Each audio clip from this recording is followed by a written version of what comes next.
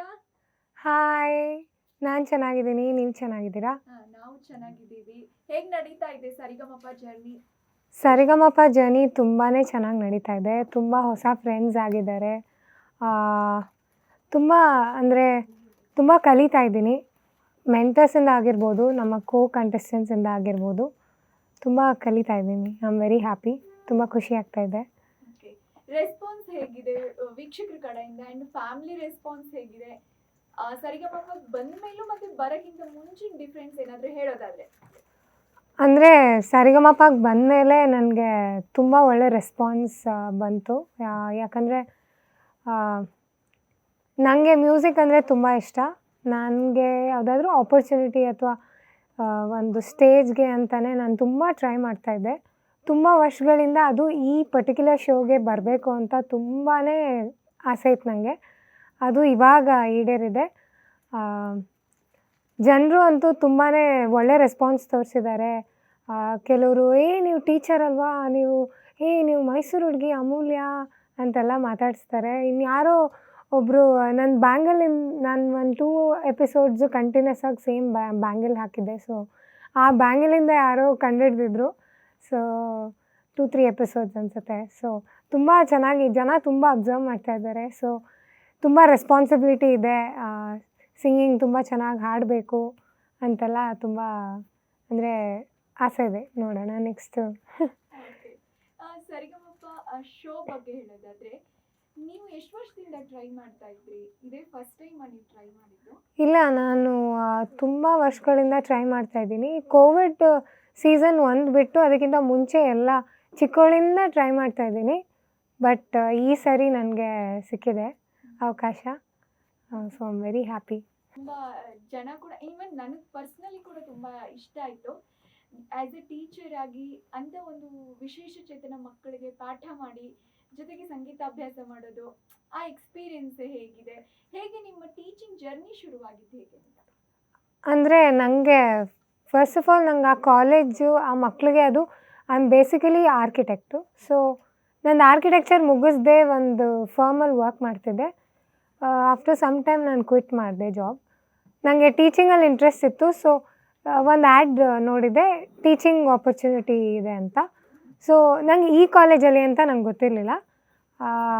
So ಆ ಆ್ಯಡ್ಗೋಸ್ಕರ okay ನಾನು ಹೋಗಿ ಇಂಟರ್ವ್ಯೂ ಅಟೆಂಡ್ ಮಾಡೋಣ, ಟೀಚಿಂಗ್ ಅಲ್ವಾ ಅಂತ ಹೋಗಿದ್ದೆ. ಬಟ್ ನಂಗೆ ಆ್ಯಕ್ಚುಲಿ ಆವಾಗಲೂ ಜಾಸ್ತಿ ಏನೂ ಐಡಿಯಾ ಇರಲಿಲ್ಲ. ಐ ಥಾಟ್ ಮಕ್ಕಳು ಅಂದರೆ ಆರ್ಥೋ ಪ್ರಾಬ್ಲಮ್ ಇರೋ ಮಕ್ಕಳು ಅವರೆಲ್ಲ ಇರ್ತಾರೆ ಅಂತ ಗೊತ್ತಿತ್ತು. ಬಟ್ ಡೆಫ್ ಮಕ್ಕಳಿಗೆ ಹೇಳ್ಕೊಡ್ಬೇಕಾಗುತ್ತೆ ಅಂತ ನಂಗೆ ಗೊತ್ತಿರಲಿಲ್ಲ. ಅದು ಆರ್ಕಿಟೆಕ್ಚರ್ ಡಿಪಾರ್ಟ್ಮೆಂಟ್ ಇದೆ, ಅಂದರೆ ಆರ್ಕಿಟೆಕ್ಟ್ಸ್ನೂ ಟೀಚರ್ಸಾಗಿ ತೊಗೋತಾರೆ ಅಂತ ನನಗೆ ಐಡಿಯಾನೇ ಇರಲಿಲ್ಲ. ಅಲ್ಲಿ ಇಂಟರ್ವ್ಯೂಗೆ ಹೋದ್ಮೇಲೆ ಹೇಳಿದ್ರು ಲೈಕ್ ಈ ಥರ ನೀವು ಸೈನ್ ಲ್ಯಾಂಗ್ವೇಜ್ ಕಲಿಬೇಕಾಗತ್ತೆ ಅಂತ ಎಲ್ಲ. ಆ್ಯಕ್ಚುಲಿ ಸ್ಟಾರ್ಟಿಂಗಲ್ಲಿ ನನಗೆ ಸ್ವಲ್ಪ ಡೌಟ್ ಇತ್ತು, ನನ್ನ ಕೈಲಿ ಆಗುತ್ತಾ.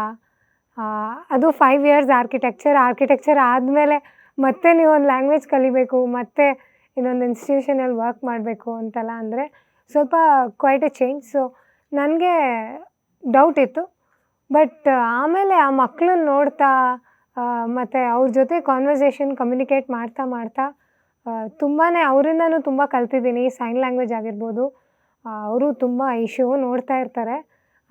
ಸಮ್ ಆಫ್ ದೆಮ್ ಕೇಳಿಸುತ್ತೆ, ಅವ್ರಿಗೆ ಇಷ್ಟು % ಅಂತ ಕೇಳುತ್ತೆ. ಅವರೆಲ್ಲ ತುಂಬ ವಾಲ್ಯೂಮ್ ಇಟ್ಕೊಂಡು ಫುಲ್ ಕೇಳ್ತಾ ಇರ್ತಾರೆ. ಖುಷಿ ಆಗುತ್ತೆ ಅವ್ರ ರೆಸ್ಪಾನ್ಸ್ ಎಲ್ಲನೂ. ಬಂದು ರಿವ್ಯೂ ಹೇಳ್ತಾರೆ, ಈ ಸಾಂಗ್ ಚೆನ್ನಾಗಿತ್ತು ಮ್ಯಾಮ್, ಈ ಸಾಂಗಲ್ಲಿ ಚೆನ್ನಾಗಿ ಕಾಣ್ತಾ ಇದ್ರಿ ನೀವು ಅಂತೆಲ್ಲ ರೆಸ್ಪಾನ್ಸ್ ಕೊಡ್ತಾರೆ. ವಿಚ್ ಇಸ್ ಸೋ ನಂಗೆ ತುಂಬ ಖುಷಿ ಆಗುತ್ತೆ. I am very happy. Basically ನೀವು ಈ ಜಾಬ್ಗೋಸ್ಕರನೇ ಈ ಲ್ಯಾಂಗ್ವೇಜ್ ಕಲ್ತಿರೋದು ನಿಜಕ್ಕೂ ಒಂಥರ ಅಪ್ರಿಷಿಯೇಟ್ ಮಾಡಲೇಬೇಕು. ಅಂತ ಒಂದು ಅಂದರೆ ಮಾತಾಡಿ ನಾವು ಹೇಳೋದು ಬೇರೆ, ಸೈನ್ ಲ್ಯಾಂಗ್ವೇಜ್ನ ಕಲಿತು ಹೇಳೋದು ಅದು ತುಂಬಾ ಚಾಲೆಂಜಸ್ ಇರುತ್ತೆ. ಅದನ್ನೆಲ್ಲ ಹೆಂಗೆ ಫೇಸ್ ಮಾಡಿದ್ರಿ?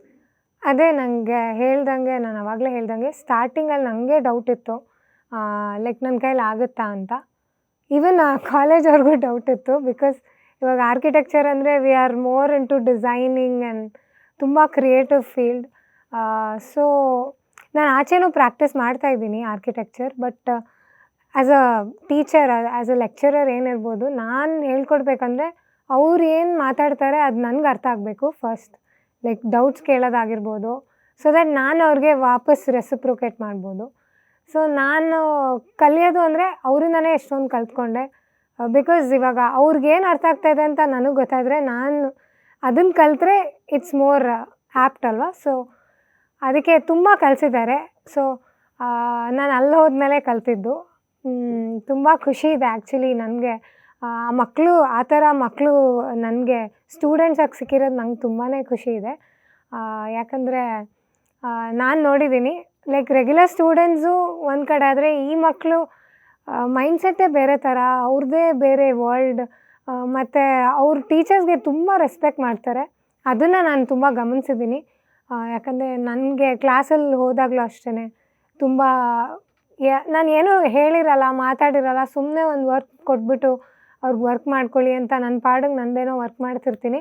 ಜಸ್ಟ್ ಅವ್ರ ಫೇಸ್ ನೋಡಿನೇ ಜಡ್ಜ್ ಮಾಡಿಬಿಡ್ತಾರೆ. ನಿಮ್ಗೆ ಹುಷಾರಿಲ್ವಾ ಮ್ಯಾಮ್, ಯಾಕೆ ಟೆನ್ಷನಲ್ಲಿದ್ದೀರಾ, ಏನಾದರೂ ನೀರು ಬೇಕಾ, ಫ್ಯಾನ್ ಆಫ್ ಮಾಡೋಣ, ಚಳಿ ಆಗ್ತಿದೆಯಾ, ವಿಂಡೋ ಕ್ಲೋಸ್ ಮಾಡೋಣ. ಎಷ್ಟು ಆ ಮಕ್ಕಳು ಅಂದರೆ ಅಷ್ಟು ಎಫರ್ಟ್, ಅವ್ರದ್ದೇನು ಜೆಸ್ಟರ್ಸ್, ಅವ್ರೇನು ಎಫರ್ಟ್ ತೋರಿಸ್ತಾರೆ. I am so happy to be a teacher ಅಂದರೆ ಆ ಮಕ್ಕಳಿಗೆ. ಅದನ್ನ ನಿಮ್ಮ ಲ್ಯಾಂಗ್ವೇಜ್, ಸೈನ್ ಲ್ಯಾಂಗ್ವೇಜಲ್ಲಿ ಹೇಳೋದಾದ್ರೆ ಹೆಂಗೆ ಹೇಳ್ತೀರಾ? ನಂಗೆ ತುಂಬ ಖುಷಿಯಾಗಿದೆ ಅಂತ ನಿಮ್ಮ ಮಕ್ಕಳಿಗೆ ಕಮ್ಯುನಿಕೇಟ್ ಮಾಡೋದಾದ್ರೆ. Okay.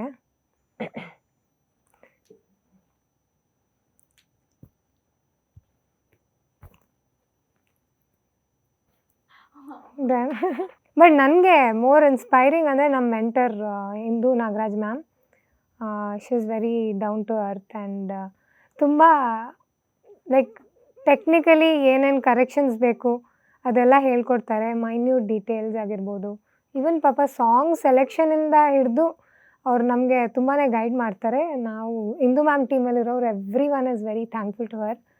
I think I look up to her because ಅಂದರೆ ನಾವು ಜಾಸ್ತಿ ಅವ್ರ ಹತ್ರನೇ ಇಂಟ್ರ್ಯಾಕ್ಟ್ ಮಾಡ್ತಾ ಇರ್ತೀವಿ. ಸೊ ಐ ಥಿಂಕ್ ಇಂದು ಮ್ಯಾಮ್. ಓಕೆ. ಸರಿಗಮಪ ಶೋ ಬಗ್ಗೆ ಓವರ್ ಆಲ್ ನಿಮ್ಮ ಜರ್ನಿ ಬಗ್ಗೆ ಹೇಳೋದಾದರೆ, ಈಗ ಆಲ್ಮೋಸ್ಟ್ ಒಂದು ಹಂತಕ್ಕೆ ಜರ್ನಿ ಬಂದಿದೆ. ಹೌದು.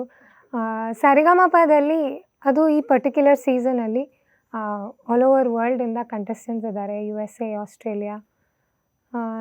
ನಾನು ಏನು ಅಬ್ಸರ್ವ್ ಮಾಡಿದೆ ಅಂದರೆ ಎಲ್ಲರೂ they are good in their own skills. ಅವರ ಪರ್ಟಿಕ್ಯುಲರ್ ಜಾನ್ರಸ್ ಏನೇನಿದೆ ಅದರಲ್ಲಿ ದೇ ಆರ್ ವೆರಿ ಸ್ಟ್ರಾಂಗ್. ಇವ್ರು ಹಿಂಗೆ ಈ ಥರದ್ರಲ್ಲಿ ಚೆನ್ನಾಗಿ ಹಾಡ್ತಾರೆ ಇದಿಲ್ಲ ಅನ್ನೋ ಥರ ಇಲ್ಲ. Because every one R amazing, like that is why they are all here. But ಅಂದರೂ ಕಾಂಪಿಟೇಷನ್ ತುಂಬ ಟಫ್ ಇದೆ. ಒಬ್ರಿಗಿಂತ ಒಬ್ಬೊಬ್ಬರು they are good in they are own ಅಂದರೆ ಝೋನ್ಸ್. ಸೊ ಐ ಥಿಂಕ್ ತುಂಬ ಕಲಿತಾ ಇದ್ದೀನಿ. ಅದೇ ಜಡ್ಜಸ್ಸಿಂದ, ಮೆಂಟರ್ಸಿಂದ ಮತ್ತು ನನ್ನ ಕೋ ಕಂಟೆಸ್ಟೆಂಟ್ಸಿಂದನೂ ತುಂಬ ಲರ್ನಿಂಗ್ ಪ್ರೋಸೆಸ್ ಆಗ್ತಾಯಿದೆ. I am very happy. So new year ಸ್ಪೆಷಲಲ್ಲಿ ನಾನು ನಮ್ಮ ಹಿಟ್ಲರ್ ಕಲ್ಯಾಣ ಸೀರಿಯಲ್ನ hero Dilip Raj sir, AJ ಅಂತ ತುಂಬ ಫೇಮಸ್ ಇದ್ದಾರೆ ಅವರು, ಅವ್ರ ಜೊತೆ ಹಾಡು ಹಾಡಿದ್ದೀನಿ. ಬಟ್ ಅವ್ರ ಜೊತೆ ವರ್ಕ್ ಮಾಡಿದ್ದು ನನಗೆ ತುಂಬಾ ಖುಷಿ ಇದೆ. ಬಿಕಾಸ್ ನಾನು ಮಿಲನ ಮೂವಿಯಲ್ಲಿ ಅವರ acting fan. So especially villain ರೋಲಲ್ಲಿ ತುಂಬ ಚೆನ್ನಾಗಿ ಅಭಿನಯ ಮಾಡಿದ್ದಾರೆ. ಅದನ್ನು ಅವ್ರಿಗೆ ಹೇಳಿದ್ದೀನಿ ಕೂಡ. And also is such an amazing person. ಪಾಪ ಯಾವಾಗ ಕಾಲ್ ಮಾಡಿ ರಿಹರ್ಸಲ್ಲು, ಮೆಂಟ್ರಿಂಗ್ ಇದೆ ಅಂತೆಲ್ಲ ಹೇಳಿದ್ರು ತುಂಬ ಅವ್ರು ಬ್ಯುಸಿ ಶೆಡ್ಯೂಲಲ್ಲಿ ಟೈಮ್ ಮಾಡಿಕೊಂಡು ನಮ್ಮ ಜೊತೆ ಪ್ರಾಕ್ಟೀಸ್ ಎಲ್ಲ ಮಾಡಿದ್ದಾರೆ. ಐ ಆಮ್ ವೆರಿ ಹ್ಯಾಪಿ ಅವ್ರ ಜೊತೆ ಹಾಡಿರೋದಕ್ಕೆ. ಆ್ಯಂಡ್ ಕೋಆರ್ಡಿನೇಷನ್ ವೈಸ್ ಆಲ್ಸೋ ಅವ್ರು ತುಂಬಾ ಚೆನ್ನಾಗಿ ಏನಾದ್ರು ಕರೆಕ್ಷನ್ಸು ಇಂದು ಮ್ಯಾಮ್ ಹೇಳಿದ್ರು ಅದನ್ನು ತುಂಬ ಪಾಸಿಟಿವ್ ಆಗಿ ತೊಗೊಂಡು, ಕಲ್ತ್ಕೊಂಡು, ಇಂಟ್ರೆಸ್ಟ್ ಇಟ್ಕೊಂಡು ಅವರು ಪರ್ಫಾರ್ಮ್ ಮಾಡಿದ್ದಾರೆ.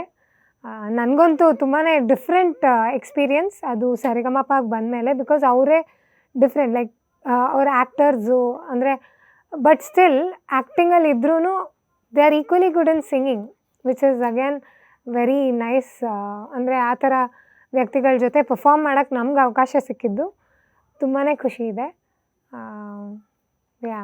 Okay, thank you so much Amulya, ಇಷ್ಟೊತ್ತು ನಮಗೆ ಟೈಮ್ ಕೊಟ್ಟಿದ್ದಕ್ಕೆ. ಆ್ಯಂಡ್ ನಿಮ್ಮ ಜರ್ನಿ ಹೀಗೆ ಸಕ್ಸಸ್ಫುಲ್ ಆಗಿ ಸಾಗಲಿ. Thank you so much. ಸಿನಿಮಾಗಳು ಬರಲಿ, ಒಳ್ಳೊಳ್ಳೆ ಥ್ಯಾಂಕ್ ಯು. ಗಾಯಕಿಯಾಗಿ ಮಿಂಚಲಿ ಕನ್ನಡ ಇಂಡಸ್ಟ್ರಿಯಲ್ಲಿ ಅಂತ ನಾನು ಆಶಿಸ್ತೀನಿ. ಥ್ಯಾಂಕ್ ಯು ಸೋ ಮಚ್. ಎಲ್ರಿಗೂ wishing you a very happy new year. Resolutions ಏನೇ ಮಾಡ್ಕೊಂಡಿದ್ರು ಫಾಲೋ ಮಾಡೋಕ್ಕೆ ಟ್ರೈ ಮಾಡಿ. ಅಂತ ಹೇಳ್ತಾ may you have a better year this year. So happy new year.